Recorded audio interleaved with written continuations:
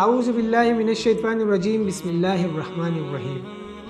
السلام علیکم ناظرین، آپ دیکھ رہے ہیں یوٹیوب چینل اصلی دنیا، اور ہمارا آج کا ٹاپک ہے حضرت بلال رضی اللہ تعالیٰ عنہ کا اسلام اور مصائب کے بارے میں۔ معزز ناظرین، حضرت بلال رضی اللہ تعالیٰ عنہ ایک مشہور صحابی ہے جو مسجد نبی کے ہمیشہ مؤذن رہے ہیں۔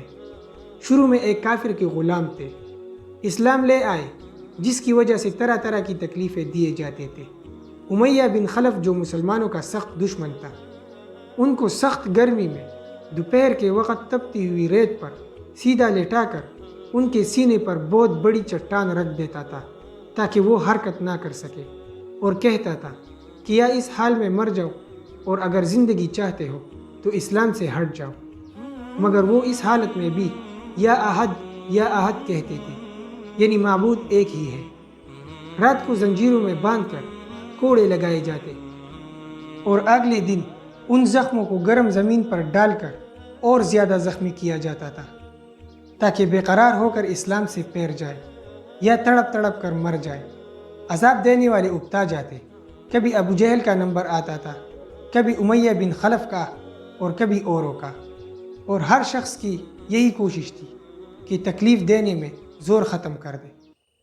معزز ناظرین، حضرت ابوبکر صدیق رضی اللہ تعالیٰ عنہ نے اس حالت میں دیکھا تو ان کو خرید کر آزاد فرمایا، چونکہ عرب کے بت پرست اپنے بتوں کو بھی معبود کہتے تھے، اس لیے ان کے مقابلے میں اسلام کی تعلیم و توحید کی تھی، جس کی وجہ سے حضرت بلال رضی اللہ تعالیٰ عنہ کی زبان پر ایک ہی ایک کا ورد تھا۔ یہ تعلق اور عشق کی بات ہے۔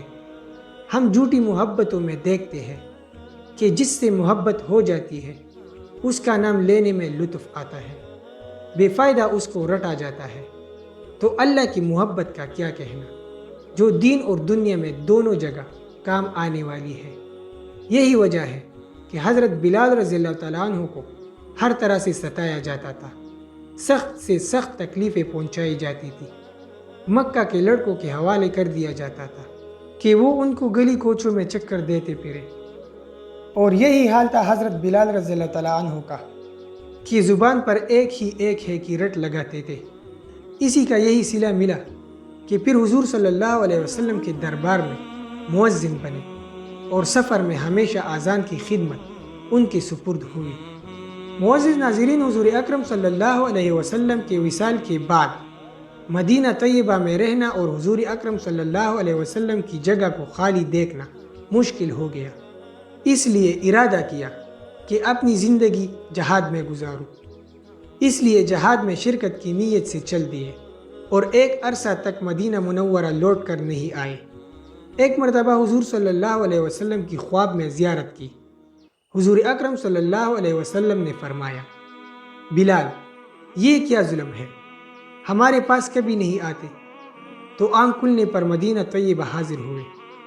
حضرت حسن حسین رضی اللہ تعالیٰ عنہ نے اذان کی فرمائش کی۔ لاڈلو کی فرمائش ایسی نہیں تھی کہ انکار کی گنجائش ہوتی۔ اذان کہنا شروع کی، اور مدینہ منورہ میں حضور اکرم صلی اللہ علیہ وسلم کے زمانے کی اذان کانوں میں پڑھ کر کوہرام مچ گیا۔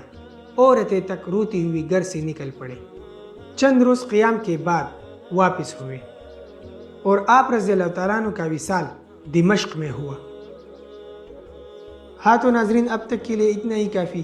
مزید ایسے اسلامک ویڈیوز کے لیے دیکھتے رہیے ہمارا چینل اصلی دنیا، اور اگر آپ لوگوں کو ہماری ویڈیو اچھی لگے تو ویڈیو کو لائک کریں، شیئر کریں، چینل کو سبسکرائب کریں، اور ساتھ ہی بیل کے آئیکن پر ضرور کلک کریں تاکہ ہماری ہر آنے والی نئی ویڈیو کی نوٹیفیکیشن آپ تک بر وقت پہنچ سکے۔